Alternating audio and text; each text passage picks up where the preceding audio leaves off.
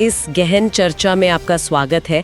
आज हम एक ऐसे विषय पर बात कर रहे हैं जो लाखों युवाओं की उम्मीदों और उनके भविष्य से मतलब सीधे तौर पर जुड़ा हुआ है, भारत की परीक्षा प्रणालियाँ। खास तौर पर हमारे पास जो जानकारी है, जो कुछ सोशल मीडिया पोस्ट्स और दूसरे स्रोतों से आई है, वो एसएससी यानी कर्मचारी चयन आयोग और सीटेट केंद्रीय शिक्षक पात्रता परीक्षा, इनसे जुड़ी कुछ गंभीर चिंताओं और एक गहरे होते अविश्वास की ओर इशारा कर रही है। जी बिल्कुल।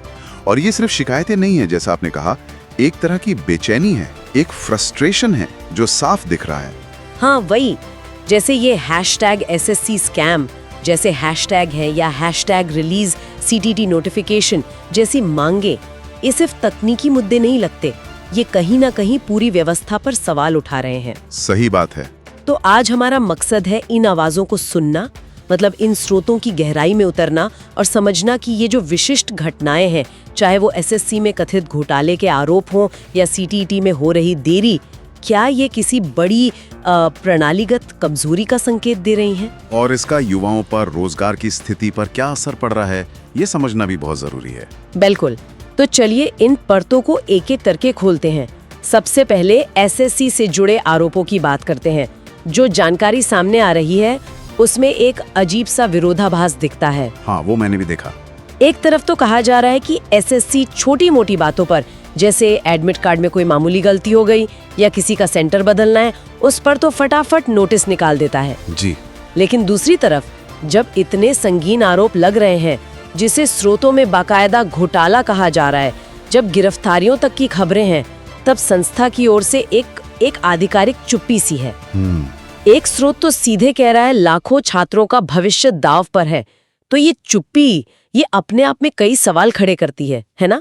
ये विरोधाभास वाकई चिंताजनक है और ये सीधे तौर पर मतलब जवाबदेही के मुद्दे से जुड़ता है। देखिए, जब किसी संस्था पर इतने बड़े पैमाने पर गड़बड़ी के आरोप लगें, तो पारदर्शिता की पहली मांग तो यही होती है कि संस्था सामने आए, स्थिति स्पष्ट करें। हाँ बिल्कुल। लेकिन यहाँ, जैसा कि स्रोत बता रहे हैं, ऐसा हो नहीं रहा है।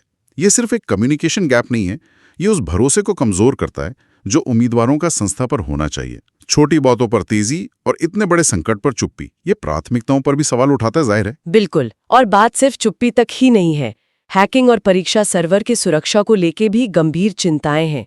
स्रोत पूछ रहे हैं, किस बात की एग्जाम सर्वर सिक्योरिटी? ये तो बहुत बुनियादी सवाल है। हाँ, ये सवाल सिर्फ तकनीक का नहीं, ये पूरी प्रक्रिया की पवित्रता का है। अगर सर्वर ही सुरक्षित नहीं, तो फिर ऑनलाइन परीक्षा का आधार ही हिल जाता है। सही बात है। कहता है, कितनी सीटों पर धांधली हुई होगी, इसका कोई हिसाब नहीं। ये अनिश्चितता, सोचिए उन लाखों ईमानदार उम्मीदवारों के लिए कितनी पीड़ादायक होगी जो सालों मेहनत करते हैं। बिल्कुल। चेयरमैन साहब से नोटिस की मांग शायद इसी अनिश्चितता को खत्म करने की एक गुहार है। और ये समझना जरूरी है कि ये आरोप किसी 1-2 सेंटर की गड़बड़ी तक सीमित नहीं लग रहे। एक स्रोत में बाकायदा इंटरस्टेट गैंग का जिक्र है। अच्छा। हाँ, और करीब 19 सेंटरों पर अनियमितताओं की बात कही गई है। तो जब इतने व्यापक स्तर पर, इतने संगठित तरीके से गड़बड़ी की आशंका जताई जा रही हो, तो ये किसी अकेली घटना से बढ़कर एक प्रणालीगत सेंधमारी, एक सिस्टेमिक फेलियर की ओर इशारा करता है। Systemic failure? जी। स्रोत इसे हल्के में नहीं ले रहे, वो इसे राष्ट्रीय स्तर की परीक्षा माफियागिरी तक कह रहे हैं। ये शब्द अपने आप में स्थिति की गंभीरता और उम्मीदवारों के गुस्से को दिखाता है। ये राष्ट्रीय स्तर की परीक्षा आयोजित करने वाली एक प्रमुख संस्था की साख पर बहुत बड़ा प्रश्न चिन्ह लगाता है। इसी साख से जुड़ा एक और अहम सवाल स्रोतों में उठाया गया है, क्या परीक्षा प्रणाली वाकई उतनी स्मूथ, मतलब सुचारू चल रही थी जैसा बाहर से दिखाया जा रहा था? या फिर जैसा शक जताया जा रहा है, सिस्टम को ही स्मूथ करके, यानी अंदर ही अंदर उसमें हेरफेर करके ये कथित घोटाला चलाया जा रहा था? ये सवाल तो पूरी प्रक्रिया की निगरानी और इंटरनल कंट्रोल्स पर उंगली उठाता है। बिल्कुल। एक स्रोत तो इसे और भी तीखे शब्दों में कहता है कि SSC परीक्षाएं अब साइबर फ्रॉड का हब बन चुकी हैं। ये एक बहुत कठोर टिप्पणी है, पर यह शायद उस हताशा को दर्शाती है जो उम्मीदवार महसूस कर रहे होंगे। हाँ, और यहीं पर परीक्षा प्रक्रिया के एक और पहलू पर ध्यान देना जरूरी है, जिसका जिक्र स्रोतों में है। परीक्षा केंद्रों के संचालन का काम निजी कंपनियों को सौंपना। ओ हाँ, प्राइवेट कंपनी वाला मुद्दा। जी, स्रोतों में इस फैसले पर सवाल उठाया गया है। कहा गया है कि ऐसा करके एसएससी ने अपनी क्रेडिबिलिटी नीलाम कर दी, मतलब अपनी विश्वसनीयता को ही दांव पर लगा दिया। देखिए, आउटसोर्सिंग अपने आप में गलत नहीं है, कई जगह दक्षता बढ़ाने के लिए ऐसा करते हैं। हाँ, वो तो है। लेकिन जब परीक्षा जैसी संवेदनशील प्रक्रिया, जहां लाखों लोगों का भविष्य जुड़ा हो, उसे आप निजी हाथों में सौंपते हैं, तो निगरानी और जवाबदेही की व्यवस्था कई गुना ज्यादा मजबूत होनी चाहिए। तो क्या ये माना जाए कि निगरानी में कमी रही? स्रोत तो सीधे तौर पर यही इशारा कर रहे हैं ना? बिल्कुल, स्रोतों में उठाए गए सवाल इसी ओर संकेत करते हैं। वो पूछते हैं, क्या एसएससी खुद इस मामले में जांच के दायरे में आएगी? क्या सिर्फ कुछ छोटे कर्मचारियों या बाहरी तत्वों पर कार्रवाई होगी, या संस्था के भीतर भी जवाबदेही तय की जाएगी? ये तो बड़ा सवाल है। और दूसरा महत्वपूर्ण सवाल, इन निजी कंपनियों को किसका संरक्षण प्राप्त है? क्या डीओपीटी यानी कार्मिक और प्रशिक्षण विभाग, जो सरकारी भर्ती नियमों और निगरानी के लिए जिम्मेदार है, और क्या सरकार इस पर स्थिति स्पष्ट करेगी? ये सवाल इसलिए हैं क्योंकि ये व्यवस्था के शीर्ष तक जवाबदेही की मांग करते हैं। और इन सब सवालों के बीच वो सबसे बुनियादी सवाल जो हर ईमानदार उम्मीदवार के मन में होगा, जैसा कि एक स्रोत पूछता भी है, जिन बच्चों ने ईमानदारी से मेहनत की, उनके साथ हुआ ये अन्याय कौन सुधारेगा? ये सिर्फ प्रक्रिया का सवाल नहीं है, ये न्याय और भरोसे का सवाल बन जाता है। अगर व्यवस्था ईमानदार उम्मीदवारों की रक्षा नहीं कर सकती, तो फिर उसकी नींव ही कमजोर हो जाती है। बिल्कुल सही कहा। अच्छा, तो ये जवाबदेही और पारदर्शिता का सवाल सिर्फ एसएससी तक ही सीमित नहीं है। एक अलग तरह की, लेकिन शायद उतनी ही गहरी निराशा सीटीईटी परीक्षा के इंतजार में बैठे उम्मीदवारों में भी दिख रही है। जी, यहाँ मामला कथित घोटाले का नहीं है, बल्कि इंतजार का है, एक अंतहीन इंतजार का। स्रोतों के अनुसार लगभग 1 साल बीत चुका है। 1 साल काफी लंबा समय है। हाँ, और हजारों अभ्यर्थी जो शिक्षक बनने का सपना देख रहे हैं, सीटीईटी परीक्षा के नोटिफिकेशन का इंतजार कर रहे हैं। लेकिन बताया जा रहा है कि सीबीएसई, जो ये परीक्षा आयोजित करती है, उसने अब तक कोई अधिसूचना जारी नहीं की है। ना आवेदन प्रक्रिया शुरू हुई, ना परीक्षा की कोई तारीख सामने आई है।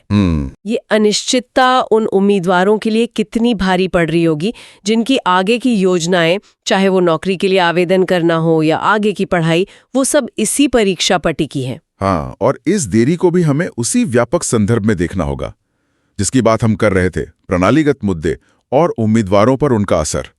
ये सिर्फ एक परीक्षा की प्रशासनिक देरी नहीं है, सही, ये उस बड़ी तस्वीर का हिस्सा है जहां युवाओं को लगता है कि व्यवस्था उनके प्रति संवेदनशील नहीं है, उनकी जरूरतों और उनके समय की कद्र नहीं करती। एसएससी के मामले में जहां पारदर्शिता और ईमानदारी पर सवाल हैं, वहीं सीटेट के मामले में व्यवस्था की सुस्ती और कह सकते हैं संवादहीनता पर सवाल उठ रहे हैं। नतीजा दोनों ही मामलों में लगभग एक जैसा है, उम्मीदवारों की हताशा और व्यवस्था पर घटता भरोसा। स्रोतों में सीबीएसई से सीधी अपील की गई है, जल्द से जल्द सीटेट की अधिसूचना जारी की जाए। ये अपील सिर्फ एक नोटिफिकेशन की मांग नहीं है, ये अपने भविष्य के बारे में स्पष्टता की मांग है।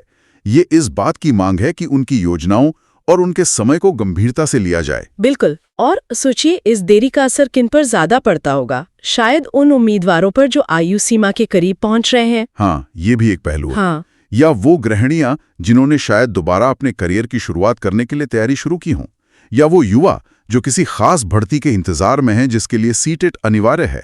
हर गुजरता महीना उनकी उम्मीदों पर भारी पड़ता है। सही बात है। ये देरी सिर्फ समय की बर्बादी नहीं, ये अवसरों की बर्बादी भी है।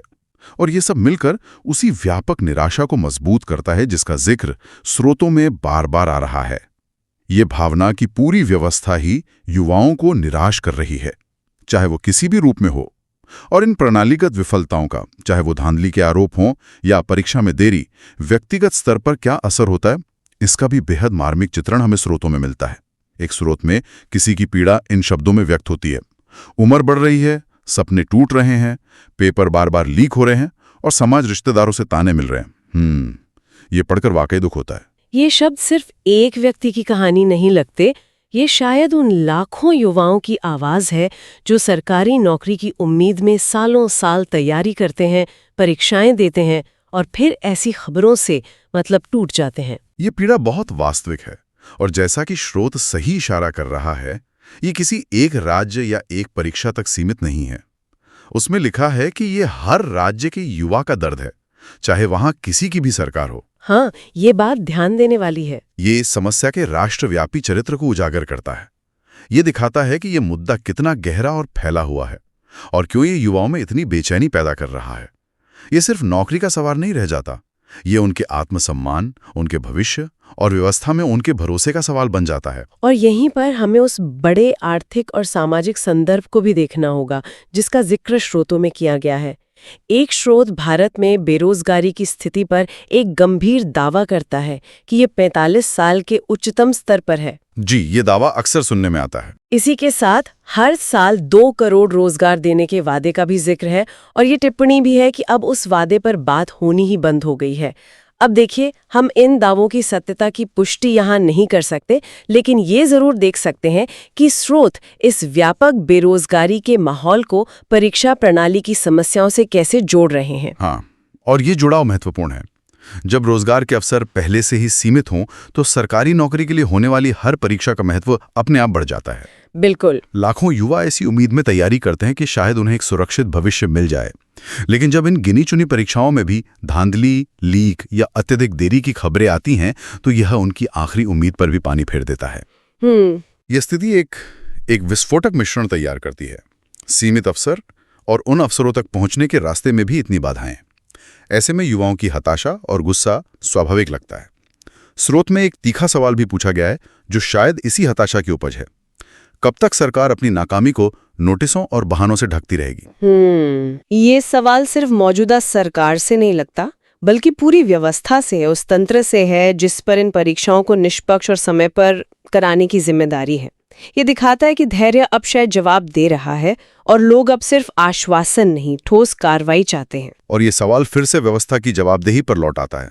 क्या नोटिस और जांच समितियां पर्याप्त हैं, या फिर जरूरत ऐसे बुनियादी सुधारों की है जो प्रणाली को मजबूत बनाएं, पारदर्शिता लाएं और सबसे बढ़कर ईमानदार उम्मीदवारों के भरोसे को बहाल करें? हाँ। स्रोतों से जो आवाज उभर रही है, वो सिर्फ समस्याओं की गिनती नहीं कर रही, वो समाधान और न्याय की मांग कर रही है। तो आज हमने इन स्रोतों के आईने में भारत की परीक्षा प्रणाली से जुड़े कुछ बेहद गंभीर और चिंताजनक पहलुओं को समझने की कोशिश की। हमने एसएससी घोटाले के विशिष्ट आरोपों और उनसे उपजे सवालों को देखा, पारदर्शिता की कमी, सर्वर सुरक्षा का मुद्दा, निजी कंपनियों की भूमिका और निगरानी का सवाल। जी। हमने सीटीईटी परीक्षा में हो रही लंबी देरी और उससे पैदा हुई अनिश्चितता और निराशा पर भी ध्यान दिया। और इन विशिष्ट मामलों से परे हमने उन प्रणालीगत कमजोरियों पर गौर किया जिनका जिक्र इन स्रोतों में बार बार आता है, चाहे वो जवाबदेही की कमी हो या प्रक्रियाओं की सुस्ती। हमने ये भी देखा कि इन सब का व्यक्तिगत स्तर पर युवाओं पर कितना गहरा असर पड़ रहा है। टूटते सपने, बढ़ती उम्र का दबाव, सामाजिक ताने। हाँ, वो मानवीय पहलू बहुत महत्वपूर्ण है। और इन सब के पीछे हमने देश में बेरोजगारी के व्यापक संदर्भ और उससे जुड़ी चिंताओं को भी छुआ। इन सभी स्रोतों को एक साथ देखने पर जो एक मुख्य संदेश या कहें कि एक केंद्रीय चिंता उभर कर आती है, वो है विश्वास का संकट। बिल्कुल। ऐसा लगता है कि युवाओं और परीक्षा आयोजित करने वाले संस्थाओं के बीच, या शायद कहें कि युवाओं और पूरी व्यवस्था के बीच भरोसे की एक गहरी खाई बनती जा रही है। बिल्कुल। और यहीं पर आकर हम आज की चर्चा के अंत में एक विचारणीय बिंदु पर पहुंचते हैं, जो इन सभी स्रोतों से गूंजता हुआ सरकता है। ये जो विश्वास का संकट गहरा रहा है, इसका भविष्य क्या है? यदि व्यवस्था, चाहे वो परीक्षा एजेंसियां हों या सरकार, तत्काल ठोस और पारदर्शी कदम उठाकर, सुधार लाकर और सच्ची जवाबदेही तय करके इस भरोसे को फिर से बनाने का प्रयास नहीं करती, तो इसके दीर्घकालिक परिणाम क्या हो सकते हैं? ये एक बड़ा सवाल है। ये सिर्फ कुछ हजार नौकरियों या कुछ परीक्षाओं के आयोजन का सवाल नहीं है। ये देश की सबसे बड़ी पूंजी, उसके करोड़ों युवाओं के व्यवस्था में भरोसे का सवाल है। अगर ये भरोसा टूटता है, तो उसका असर सिर्फ उनके करियर पर नहीं, बल्कि समाज और राष्ट्र के भविष्य पर भी पड़ सकता है। ये एक ऐसा सवाल है जिस पर शायद हम सभी को सोचने की जरूरत है। इसी विचार के साथ आज की ये गहन चर्चा हम यहीं समाप्त करते हैं।